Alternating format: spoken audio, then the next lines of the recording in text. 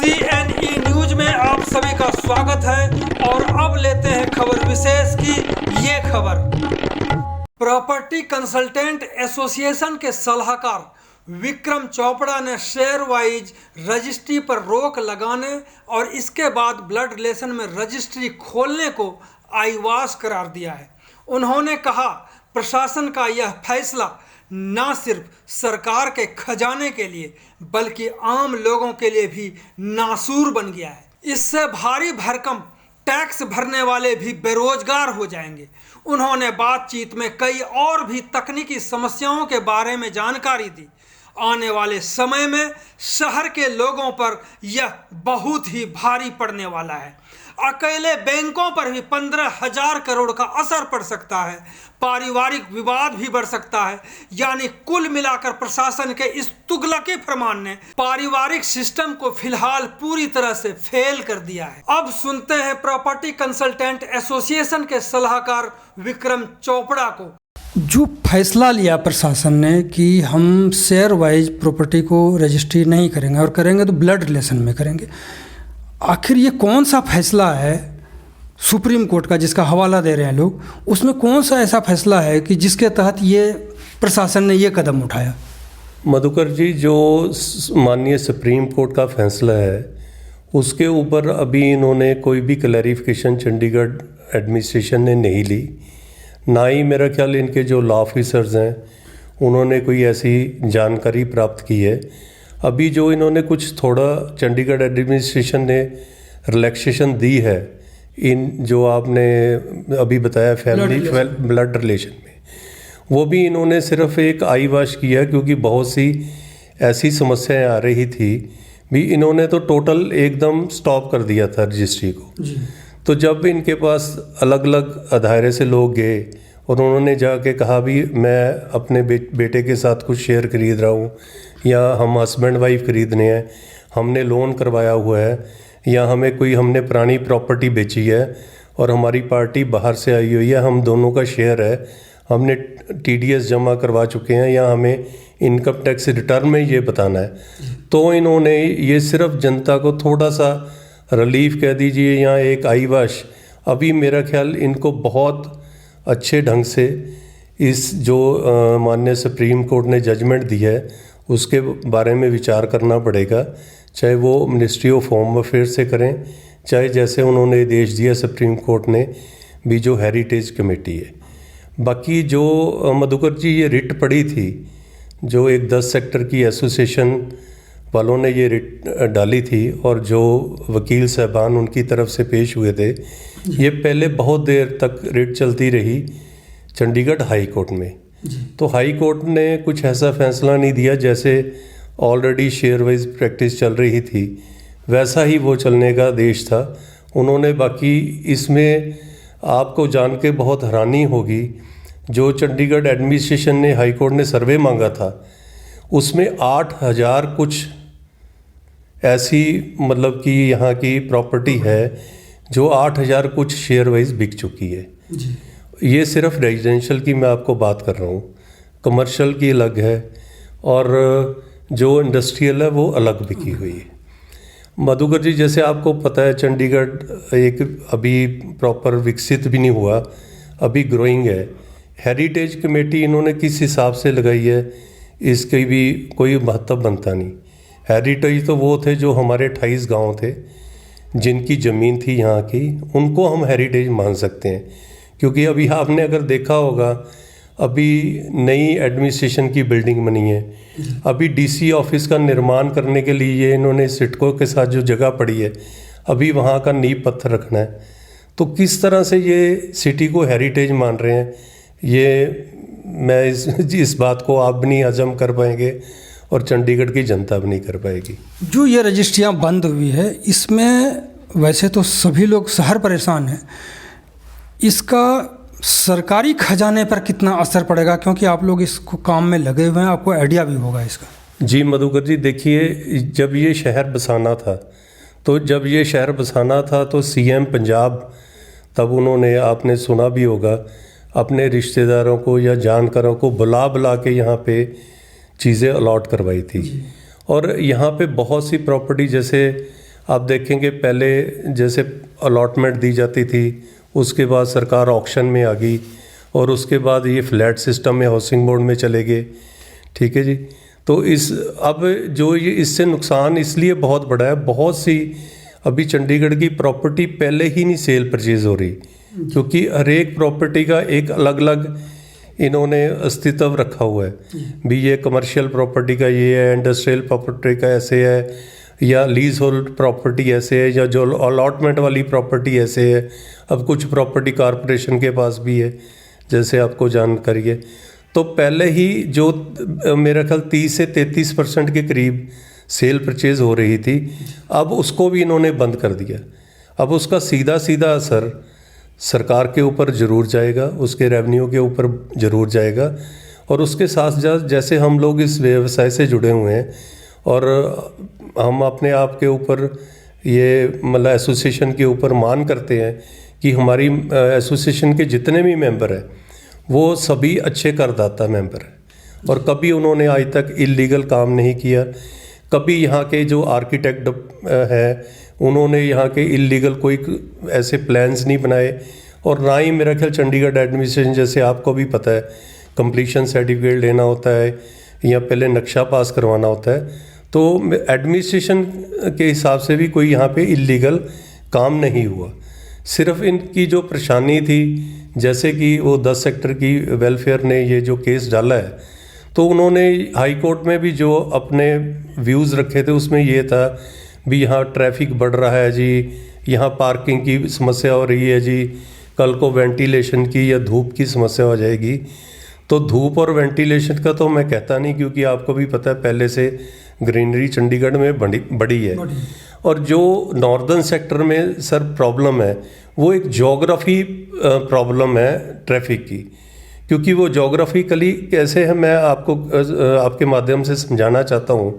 जैसे आप देखिए पीजीआई, जनरल हॉस्पिटल, अच्छा GCM, GCWD, DAV college, Khalsa college और आपके जितने स्कूल हैं, और उसके बाद हाई कोर्ट और Chandigarh club, CM houses, governor houses, वो सारे नॉर्दर्न सेक्टर के ऊपर हैं। तो उसमें आप इन छोटे मकानों के ऊपर ऐसा एक मतलब तुगली फरमान लगा के एकदम सेल परचेज रोक दें, तो वो मैं चाहता हूँ वो जितनी मर्जी चाहे रोक दें, उससे चंडीगढ़ शहर की डेवलपमेंट भी ख़त्म हो जाएगी, लोग यहाँ आना भी पसंद नहीं करेंगे, और जो समस्या को लेके ये रिट डाली गई थी उसका भी समाधान नहीं होगा।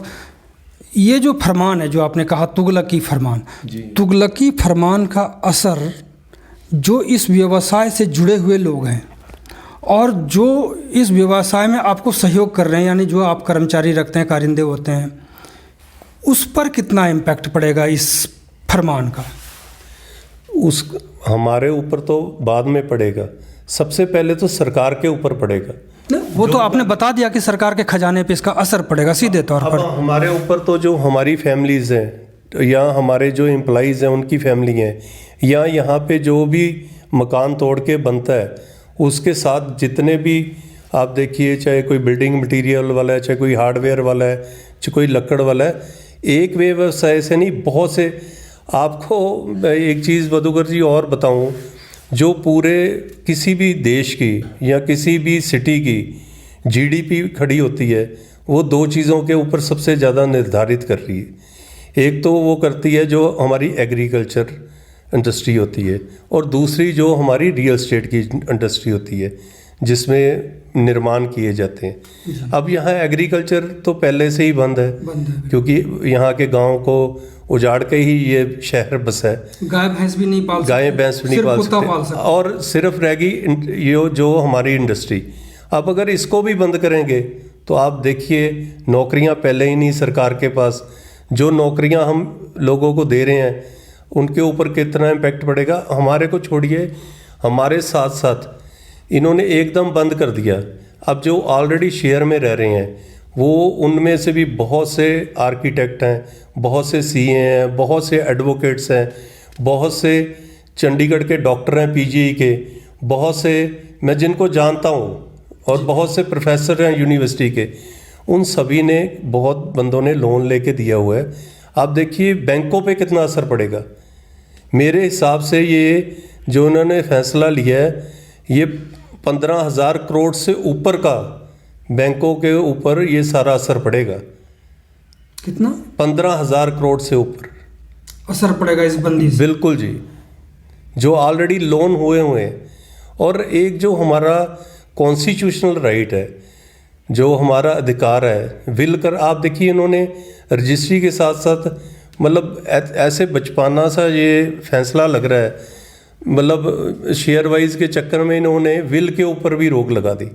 अब विल आप देखिए मधुकर जी, अगर विश्व भर में देखेंगे आप सुन के हैरान हो जाएंगे, विदेशों में तो लोग कुत्तों बिल्लियों के नाम के ऊपर विल कर जाते हैं। और आज की डेट में जहाँ शहरों में आपने देखा होगा बहुत से बच्चे ऐसे हैं, मैं बच्चों का भी कसूर नहीं निकालता, जिनको ना चाहते हुए भी अपने पेरेंट्स को ओल्ड एज होम में रखना पड़ता है। और कई बच्चों के पेरेंट्स ऐसे हैं जिनके पास प्रॉपर्टी है, बच्चे अलग किराए से रह रहे हैं। अब वो बच्चों में भी विवाद इन्होंने फैमिलीज़ में खड़ा कर दिया। वो पेरेंट्स की और बात नहीं सुनेंगे, वो उनकी और इज्जत करना बंद कर देंगे। बिल्कुल। दूसरी बात, मैं क्योंकि ये सवाल सबसे लास्ट में मैं आपको पूछ रहा हूँ, क्योंकि इस पर बहुत ज़्यादा हव हंगामा हो चुका है कि बहुत परिवार इससे जो है प्रभावित हैं, जिनको रजिस्ट्री करना है, किसी को शादी करनी है, किसी को विदेश भेजना है, किसी को कैंसर है उनको इलाज कराना है। इस तरह के कितने परिवार हैं जो प्रभावित हैं प्रशासन के इस फरमान से, जिसको आप तुगलकी कह रहे हैं? मधुकर जी, मैं तो उन जो अभी जो सेल परचेज़ हुई है पीछे 3-4 महीने में, आपको भी पता है कोई भी प्रॉपर्टी की सेल परचेज़ होती है उसमें 2 महीने का 3 महीने का वक्फा लिया जाता है। कुछ ऐसी सेल परचेज़ है जिन्होंने अपनी बड़ी प्रॉपर्टी बेची है और छोटी में जाना चाहते हैं, उन्होंने बड़ी प्रॉपर्टी बेच के जो पैसे लिए हैं वो छोटी में दे दिए हैं। छोटी जिसने बेची है उसने आगे जाके कहीं भी जीरकपुर या खरड़ में लिया होगा, तो इन्होंने सारी चेन ही ख़राब कर दी। और एक सरकारी हमें जो चीज़ का पालन करना पड़ता है, जब भी हम कोई प्रॉपर्टी बेचते हैं तो उसका 50 लाख से ऊपर TDS जमा करवाना पड़ता है, जो कि हमें साथ के साथ करवाना पड़ता है। जितने की सेल होती है, अगर हम उसमें 1 करोड़ रुपए का लेन देन है, अगर कोई 60 लाख दे चुका है तो उसको 60 लाख के हिसाब से TDS देना पड़ता है। अब TDS भी जमा है और बयाना भी गया हुआ है, आगे भी प्रॉपर्टी, वो चेन ही इन्होंने सारी ख़राब कर दी। और उसके बीच में भी कईयों ने लोन लिया हुआ है, अब वो लोन वाले अलग खड़े हैं, उसकी लोन की किस्त शुरू हो गई है, अब वो बंदे कहाँ पे जाएं? और शेयर बेचना और करने से किसी भी समस्या का समाधान नहीं होगा, चाहे वो ट्रैफिक है, चाहे फ्लोर वाइज है, चाहे वैसे है। आप देखिए ये तो प्रॉपर्टी है सर, जो अभी पीछे अदानी जी के या और बड़ी बड़ी कंपनियों के शेयर निकलते हैं, वो किस लिए निकलते हैं? अब कोई बंदा लगा तो सकता नहीं कोई अपनी इंडस्ट्री, मैं अदानी जी के बराबर नहीं खड़ा सकता, अंबानी जी के बराबर नहीं। शेयर इसीलिए निकाला जाता है भी आप उनका हिस्सा बन सके। अगर यहाँ पे कोई बंदा हिस्सा बनता है और इनविजिबल कई काम हो रहे हैं जो आम जनता को नहीं मालूम, ये जो हेरिटेज है या जो ली कार्बोजियर जी जो बहुत ही मतलब इतने बड़ी शख्सियत थी, उनका कैसे नाम मिसयूज़ किया जा रहा है, मैं उसके बारे में भी बताना चाहूँगा। जब कोई अमीर इंसान का काम होना है तो ली कार्बोजियर जी भी भूल जाते हैं और उसमें हेरिटेज कमेटी भी भूल जाती है। वो कैसे अलांते माल कैसे बन गया जी, और बड़े बड़े वहाँ पे होटल्स कैसे बन गए जी। अभी एक और होटल बना है जो यहाँ ट्रिब्यून से आगे, तो ऐसे होटल का कैसे निर्माण हो गया जी? तब ये कहाँ थे यही बंदे रेट डालने वाले, जब तब ट्रैफिक का कोई उसमें वो नहीं था। 10 सेक्टर में ही आप सोच के हैरान हो जाएंगे, जिस जहाँ के रेजिडेंट ने ये रिट डाली है वहाँ पे चीप हाउसेस थे। कब वो चीप हाउसेस खाली करवाए गए, कब वो चीप हाउसेस को डिमोलिश किया गया, कब चंडीगढ़ ने वो चीप हाउसेस को डिमोलिश करके वहाँ 1.5 2 कनाल के सरकारी बंगले खड़े कर दिए, तब वो रेजिडेंट कहाँ थे?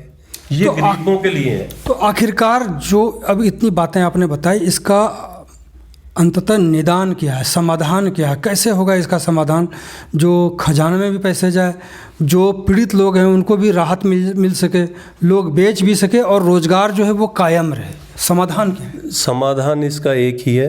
मैं आपके चैनल के माध्यम से चंडीगढ़ एडमिनिस्ट्रेशन को भी, जो एडमिनिस्ट्रेशन होती है, ऑफिसर्स होते हैं, वो चंडीगढ़ के या किसी भी स्टेट के भले के लिए होते हैं, ना कि वहाँ पे ऐसी कुछ समस्याएं पैदा करने के लिए जहाँ तराई तराई मचे।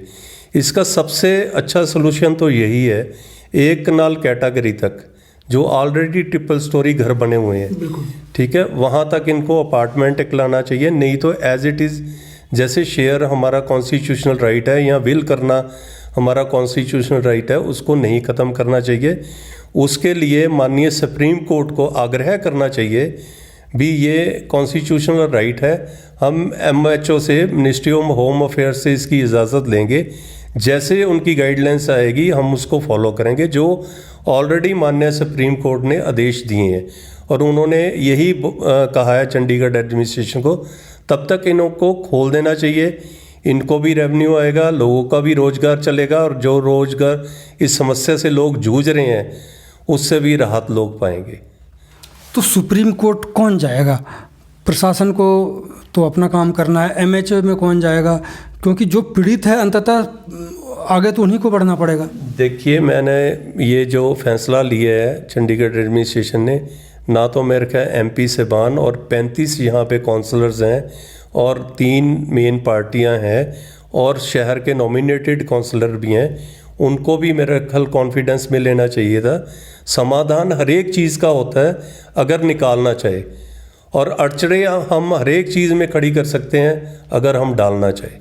पहले जैकब जी थे यहाँ के, आप गवर्नर आपने देखा होगा, वो एडमिनिस्ट्रेशन, उन्होंने कितने पब्लिक फ्रेंडली काम किए थे। अब आज के भी जो गवर्नर है प्रोही जी, उन्होंने बहुत पॉजिटिव सोच के इंसान है और हमेशा काम जनता के लिए करते हैं। मैं आग्रह करूंगा पूर्णतः इस पे विचार करके जल्दी से जल्दी इस चीज़ का समाधान निकालें। तब तक जो प्रैक्टिस पहले चल रही थी, शेयर वाइज हमारा कॉन्स्टिट्यूशनल राइट है, उसकी रजिस्ट्री खोली जाए। रजिस्ट्री खोली जाए। तो ये थे विक्रम चोपड़ा जी, जो प्रॉपर्टी कंसल्टेंट एसोसिएशन के मीडिया एडवाइज़र हैं, और इन्होंने जिस तरह से कहा है, अगर इस तरह से हो जाए तो ना सिर्फ प्रशासन के खजाने में पैसे आएंगे, बल्कि लोगों को राहत मिलेगी। वो लोग जो बच्चों की शादी करना चाहते हैं, विदेश भेजना चाहते हैं, या अपनी बीमारी का इलाज करवाना चाहते हैं। बहुत बहुत धन्यवाद आपका। शुक्रिया मधुकर जी, आपके चैनल का भी, और जो श्रोता इसको देखेंगे, मैं उनको चाहूँगा अपने हक की लड़ाई के लिए आप आगे आएँ, और चंडीगढ़ एडमिनिस्ट्रेशन भी उनके हक में और चंडीगढ़ के शहरवासियों के हक में फैसला करे। इसको सिटी हेरिटेज बनाए, ना कि सिटी इसको बॉदरेशन बनाए। CNE न्यूज के साथ बने रहने के लिए आप सभी का बहुत बहुत धन्यवाद।